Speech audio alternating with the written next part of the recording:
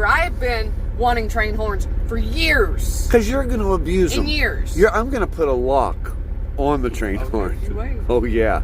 I'm going to have to lock them. I'm going to have to put levitate out of the bed. Every night you're padlock. going to levitate. What is your name? Charles. Charles? He said that Deb's probably going to get a John. ticket.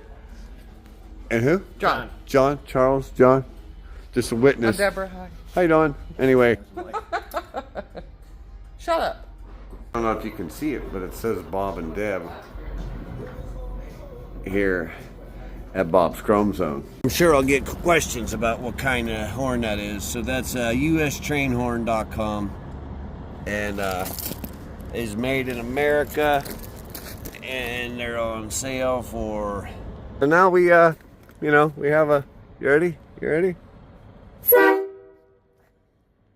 That's like a real. That's like a real damn train, man. That's Really loud. That's crazy. Really loud. That toot it.